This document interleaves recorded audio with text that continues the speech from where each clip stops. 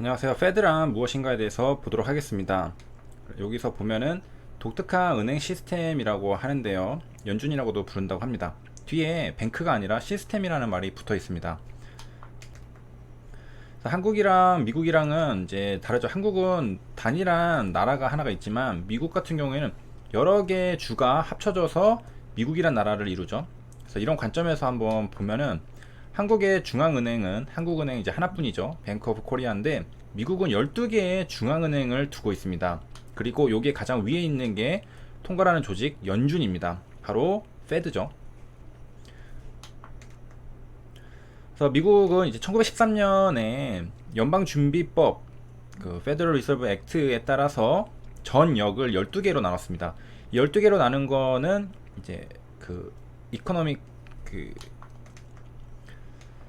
경제적인 컨디션에 따라서 다 나눈 겁니다. 그래서 뭐 지리적으로 이렇게 나눴다기보다는 경제적인 컨디션에 따라서 12개로 나눈 다음에 여기서 연방준비은행을 각 12개마다 두고 이 12개 준비은행의 은행권, 발행의 독점권, 가맹은행의 법정 지급 준비금의 집중 보관, 그리고 가맹은행에 대한 어음의 제라린, 디스카운트 레이시죠. 그 다음에 오픈마켓 오퍼레이션, 공개시장 조작 등의 역할을 담당하게 하는 겁니다. 그래서 직제상으로는 행정부 산하지만 독립적으로 운영된다고 하고, 그리고 이제 페드의 위에는 국회가 있습니다.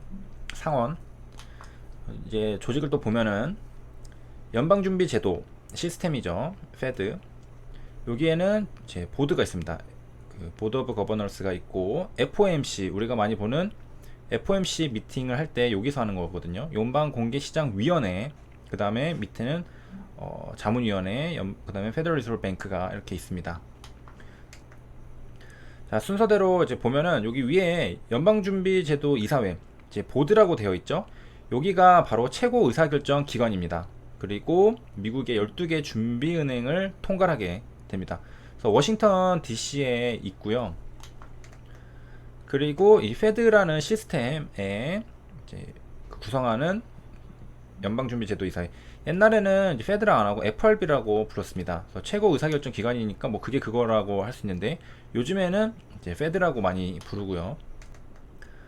이제 임기 같은 걸 보면은 미국 이제 재무부로부터 이제 독립 운영이 되겠죠, 당연히. 서로. 그 다음에 이제 이사는 7명입니다. 상원의 조언과 승인 얻어. 이게 의회거든요, 국회, 의회. 그래서 대통령이 임명을 하게 됩니다. 그래서 14년 임기가 되고 재임은 없고 2년마다 한 명씩 교체한다라고 합니다. 생각보다 임기가 길죠. 14년이니까. 자, 그 다음에 그 1번이 보드였죠. 2번은 FOMC입니다.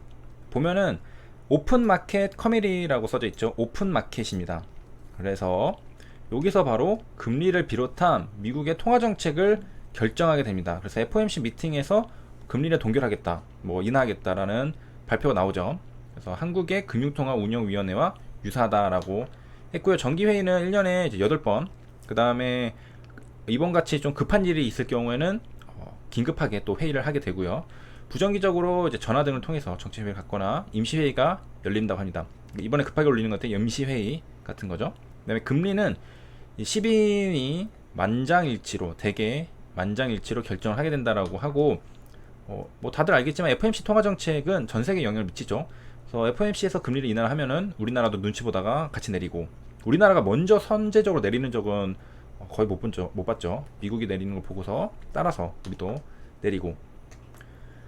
그래서 FOMC가 2008년에 7차례 3% 금리 인하를 했을 때 유럽, 영국, 일본 등 세계 주요국도 금리를 인하했다. 그러니까 보고서 따라서 내렸다는 거죠. 그래서 여기 뒤에 우리나라도 마찬가지로 미국의 금리 인하에 영향을 받아서 2001년 8월까지 한국은행은 총 0.5%포인트 금리 인하를 단행했다라고 하고요.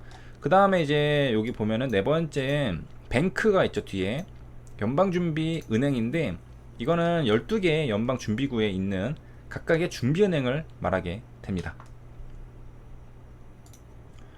좀 더 이제 세부적으로 들어가 보도록 하겠습니다. 보드가 있었고, 오픈마켓 FOMC가 있었고, 뱅크가 있었죠. 그래서 보드를 먼저 보겠습니다. 연방준비제도 이사회죠. 보드는 미국 금융정책을 배후 조정하는 핵심 세력이라고 합니다. 여기가 가장 헤드죠. 그래서 이걸 FRB라고 불렀다고 했습니다. 아까.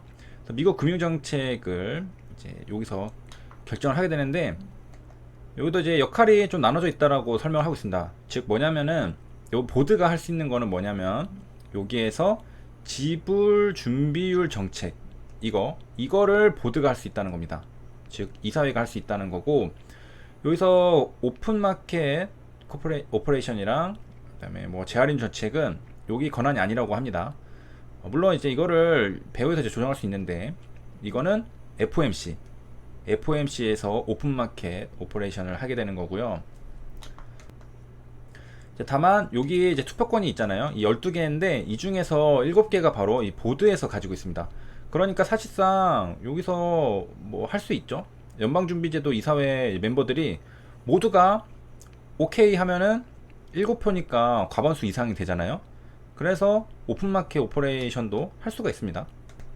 그러니까 실제로 실행하는 결정하는 건 FOMC에서 하는 건데, 여기에 의사결정하는 게 과반수 이상이 보드가 있으니까 이것도 사실은 이제 보드가 할 수 있는 거고, 재할인율 정책 디스카운트 레이트는 이제 어떻게 하는가, 이거는 이제 연방준비은행이 하는데요. 이거는 뱅크죠. 이 뱅크가 하는 건데, 이것도 역시 승인을 이 보드가 할 수 있습니다. 그래서 이 연방준비은행이 재할인율을 뭐 높이거나 낮추고 싶어도 승인을 해줘야 가능하다는 겁니다. 결국에는 모든 것은 이제 보드가 다 끼어 있다라는 거죠. 이렇게 이거는 직접 할 수 있고, 이거는 얘네가 하지만 간접적으로. 그 다음에 이제 보드의 이사회는 총 7명이 되는데, 대통령이 임명을 하지만 의회 승인을 컨펌을 받아야 할 수 있습니다. 그리고 아까 봤듯이 14년이고 엄청 길죠.